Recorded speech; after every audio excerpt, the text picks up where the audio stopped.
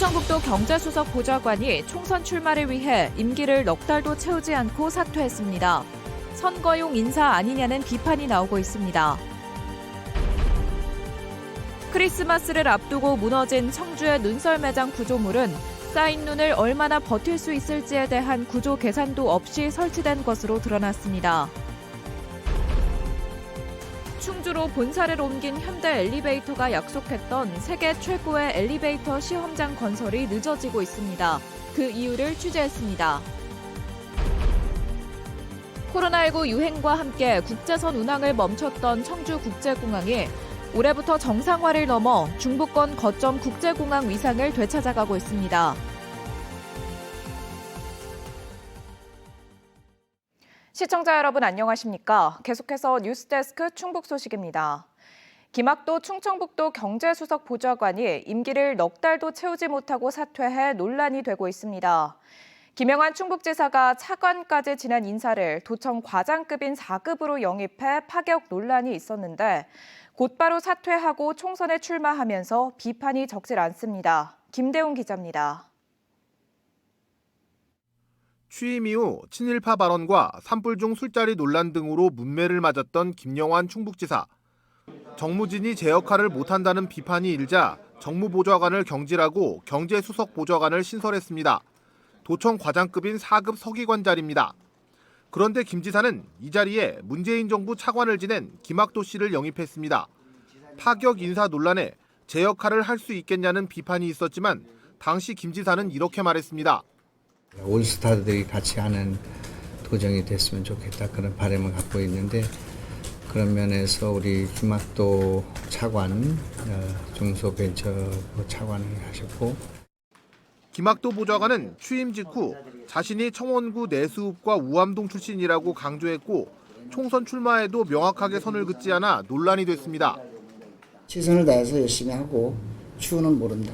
쥐고 어떻게 합니까? 김 보좌관은 결국 넉 달도 채우지 않고 김영환 지사에게 사의를 전달했습니다. 처음에는 정치에 생각이 없었는데 최근 총선에 출마하기로 결심했다고 밝혔습니다. 단순히 행정을 통해서 어떤 집행을 통해서만 이루어지지 않는다는 것을 또 절실하게 느꼈기 때문에 결국 입법 과정과 접목을 시켜야 되겠다는 생각이 더 절실해진 거라고 이렇게. 김 보좌관은 국민의힘에 입당할 예정이며 고향인 청주 청원구가 아닌 흥덕구로 출마하겠다는 생각도 밝혔습니다. 임기를 넉 달도 채우지 못했다는 지적에는 안타깝게 생각하지만 다른 역할을 통해 충분히 기여하겠다고 답했습니다. 애초 없었던 경제수석 보좌관까지 만들어 임명을 강행했던 김영환 지사에게도 불똥이 튀었습니다. 시민단체는 애초 선거용 인사가 아니었냐고 비판했습니다. 선거용 인사를 한 것이고 이것은 도민에 대한 기만입니다. 아울러서 도지사 측근이 정치를 할 수 있도록 길을 열어주는 충북 도정을 선거판에 끌어들인 일이라고 생각을 합니다. 충청북도 첫 개방형 대변인인 윤홍창 대변인도 사의를 표명했습니다. 윤 대변인은 최장수 대변인으로 보람이 있었다면서 지역을 위해 봉사할 일을 찾아보겠다고 밝혔습니다. 윤 대변인 후임으로는 정치인이 아닌 공무원 출신 인사를 검토하는 것으로 알려졌습니다. MBC 뉴스 김대웅입니다. 코로나19 여파로 차질을 빚었던 충북 새해맞이 희망축제가 4년 만에 정상 개최됩니다. 31일 밤 11시 20분부터 청주 예술의 전당 천년각 일원에서 열리는 이번 축제는 11개 시군 인사 88명이 참여하는 타종 행사와 불꽃놀이, 축하 공연 등으로 구성됩니다. 33번의 타종에는 홍익 인간과 무병장수뿐만 아니라 도민 행복과 안전, 풍년 등 11가지 충북의 염원이 함께 담길 예정입니다. 충북 새해맞이 축제는 코로나19로 2020년과 2021년은 중단됐고 지난해에는 축소 개최됐습니다. 청주시 임시청사에 밀가루가 뿌려졌습니다. 크리스마스 이브에 발생한 눈썰 매장 붕괴 사고에 화난 시민이 항의의 뜻으로 그런 건데요. 눈썰 매장 보행 통로 위에 설치됐다가 이용객을 덮친 비닐하우스는 처음부터 이렇다 할 설치 기준조차 없었던 것으로 드러났습니다. 이병선 기자입니다. 왜 근거 하나 안전하게 처리 못하는 거야? 아이들이 뛰어노는 시설에서 청주시 임시청사 정문에 밀가루를 뿌리고 건물 안으로 들어가려 하자 막아섭니다. 크리스마스 이브에 눈썰 매장 붕괴 사고가 나 어린이까지 다친 데 대해 시민이 항의하고 나선 겁니다. 앞서 청주시는 부시장이 기자회견을 열고 시민들에게 사과하며 고개를 숙였습니다. 이번 사고로 피해를 입은 분들과 가족분들, 그리고 눈썰 매장 방문을 계획하고 계셨던 시민 여러분께 죄송하다는 말씀드리며 다시는 재발하지 않도록.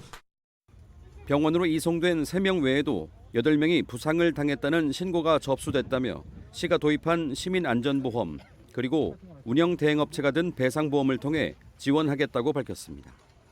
사전에 안전점검을 하고도 비닐하우스가 무너지는 걸 왜 막지 못했는가에 대해서는 운영 대행업체가 즉시 눈을 털어내지 않았기 때문이라고 변명했습니다. 하지만 통행로 위 비닐하우스에 대한 법적 설치 기준도 없는 데다 쌓일 수 있는 눈의 하중을 처음부터 계산조차 안 했던 것으로 드러났습니다. 원형 타원인 형태이기 때문에 떨어지면은 그런 구조적인 문제는 없을 거라는 판단해서 그거 자체도 구조 계산에 반영도 안 돼 있는 상태에서 뿐만 아니라 모레로 예정된 충북경찰청 과학수사대의 합동수사에서는 붕괴 원인과 함께 사전 조치가 제대로 작동했는지 집중 조사할 것으로 보입니다. 한편 눈썰 매장 붕괴 사고 당시 휴무였던 권민호 소방장이 시민들과 함께 눈덩이를 옮기고 심폐소생술을 해 피해자 2명의 의식을 되찾고 병원에 옮겨진 것으로 알려졌습니다. MBC 뉴스 이명선입니다. 충주로 본사를 옮긴 현대 엘리베이터가 애초 세계 최고의 엘리베이터 시험장이 될 300m 높이의 테스트 타워를 올해까지 짓기로 했는데요. 아직 200m를 넘기지 못하면서 다시 해를 넘기게 됐습니다. 지금으로서는 완공 시기를 예측하기도 어렵다는데 어찌된 사정인지 이승준 기자가 보도합니다. 지난해 충주로 본사와 공장을 이전한 현대 엘리베이터. 본격 가동 중인 공장 사이로 높게 솟은 구조물이 보입니다. 초고속 엘리베이터의 성능 등을 시험할 테스트 타워입니다. 현재 높이는 190m 정도, 애초 계획했던 300m의 3분의 2에 불과합니다. 지난달로 예정했던 준공도 이미 물 건너갔습니다. 현대 엘리베이터는 코로나19를 겪으며 레미콘 파동 등 원자재 수급에 어려움을 겪으며 차질이 있었다고 밝혔습니다. 함께 공사를 맡았던 현대산업개발이 빠지면서 현대아산 독자적으로 시공하게 된 것도 공기 지연의 원인 가운데 하나로 보입니다. 엘리베이터 측은 현대아산의 기술력으로 충분하다는 입장이지만 고층으로 올라가는 속도는 전만 못하다는 분위기입니다. 테스트 타워의 공정이 늦어지며 애초 계획했던 300m 높이를 낮추는 것 아니냐는 우려 섞인 전망도 나왔습니다. 현대 엘리베이터는 이런 우려를 일축했습니다. 여전히 공식 입장은 300m 높이를 고수하고 있습니다. 다만 경기도 이천에 테스트 타워를 임대 사용 중이고 건설 자재 급등으로 공사 시기를 조율 중이라고 덧붙였습니다. 지난달 현정은 회장의 이사회 의장 사임과 계속된 외국 기업과의 지분 경쟁 등 현대 엘리베이터를 둘러싼 각종 악재와 맞물리며 기업의 상징인 테스트 타워 관련 논란도 끊이지 않고 있습니다. MBC 뉴스 이승준입니다. 많은 이용객에 비해 주차 공간이 부족했던 청주 육거리 종합시장에 제3주차장이 조성됐습니다. 내일부터 운영되는 제3주차장은 연 면적 1,804제곱미터 규모의 2층 3단 주차타워로 차량 76대가 주차될 수 있습니다. 제3주차장은 2020년 중소벤처기업부 공모사업 선정으로 72억 원을 들여 조성됐습니다. 공업시설이 많은 음성군이 처음으로 노동권리 보호관을 위촉했습니다. 공인 노무사로 구성된 음성군 노동권리 보호관은 임금 체불과 부당해고, 직장 내 괴롭힘, 산업재해 등 지역 노동자의 권리 구제를 지원하게 됩니다. 이번에 위촉된 노동권리 보호관은 모두 3명으로 음성군 사업장이나 주소지를 둔 모든 노동자가 무료로 이용 가능합니다.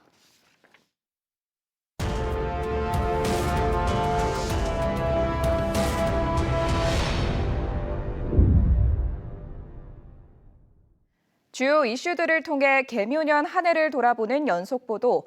두 번째 주제는 청주국제공항의 변화상을 담은 비상입니다. 코로나19를 넘어 연간 360만 명 돌파로 중부권 거점 국제항공의 면모를 되찾은 청주공항의 지난 1년을 정재영 기자가 정리했습니다.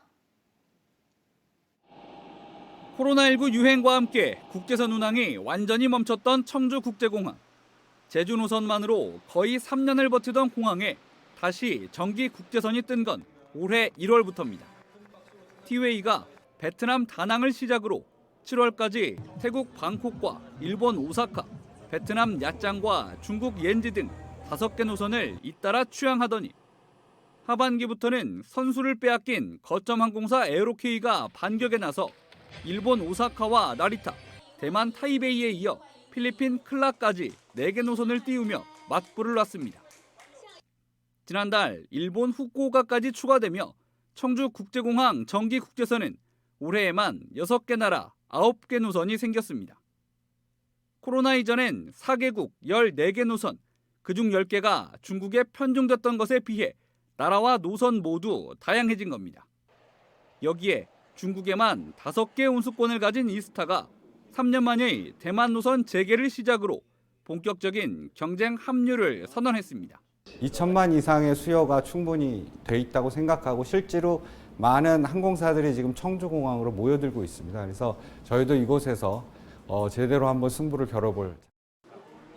국제선 재개는 곧 승객 증가로 이어졌습니다. 지난 24일 기준 잠정 집계 결과 올해 청주공항 이용객은 이미 역대 최다인 360만 명을 돌파했습니다.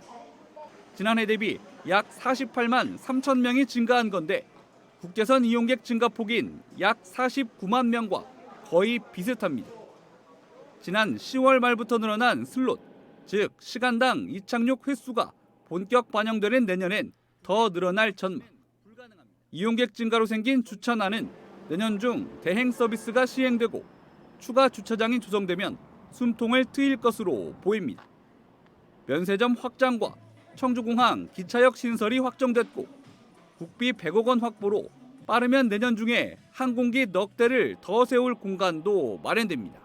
이용객이 엄청 늘고 있고요. 그다음에 그 중부 거점공항으로서 그 역할을 또 해야 되는 그런 상황인데요.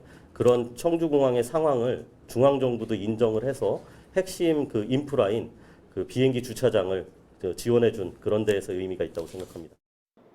내년 1분기에도 홍콩과 마카오, 중국 등 신규 노선 취항이 줄줄이 예고된 청주공항. 내년 5월까지인 국토부의 활성화 방안 연구 용역이 끝나면 중부권 거점 공항에 걸맞은 개선안이 나올 것으로 기대됩니다. MBC 뉴스 정지영입니다. 한국철도공사 충북본부가 3년 만에 다시 제천에 문을 엽니다. 한국철도공사는 조직 개편을 통해 기존 3개 처 일부의 충북지역관리단을 6개 처로 확대 개편한 충북본부를 새롭게 출범하고 오늘자로 운영에 들어갔습니다. 철도공사 충북본부는 충주와 제천, 단양, 영월, 정선 지역 7개 노선을 기반으로 철도 여객과 물류, 차량, 시설, 전기 분야를 담당합니다. 올해 충북을 찾은 관광객이 지난해보다 302만 명 증가한 것으로 집계됐습니다. 충청북도가 한국문화관광연구원 통계를 분석한 결과 지난 9월까지 2,254만 명을 방문해 지난해 같은 기간보다 15.5% 늘었습니다. 여름 휴가철인 8월 한 달 동안 400만 명이 몰렸고 추석 연휴가 있는 9월에도 326만 명이 충북을 찾았습니다. 지역별로는 제천이 789만 명을 기록해 전년 대비 42% 늘었고 단양은 619만 명으로 8.3%, 청남대 43만 명으로 38% 늘었습니다. 노래방 주인을 살해한 혐의로 구속된 50대가 검찰에 넘겨졌습니다. 청주 청원경찰서는 지난 15일 청주의 한 노래방 주인을 흉기로 살해한 50대 피해자를 강도살인과 강도예비 등의 혐의로 구속 송치했습니다. 경찰 조사에서 피해자는 돈이 필요해 범행을 저질렀다고 시인한 것으로 전해졌습니다. 한편 피해자에 대한 사이코패스 검사 등 심리 분석은 진행하지 않기로 결정했습니다. 자신이 근무하던 회사 대표를 흉기로 살해하려 한 70대 노조 위원장에게 중형이 선고됐습니다. 청주지방법원 제22형사부 오상용 부장판사는 회사 대표를 살해하려 한 혐의로 구속 기소된 70대에게 징역 7년을 선고했습니다. 재판부는 사람의 생명을 침해하는 범죄는 엄히 처벌해야 한다며 이유를 밝혔습니다. 지금까지 뉴스데스크 충북 소식이었습니다. 시청해주신 여러분 고맙습니다.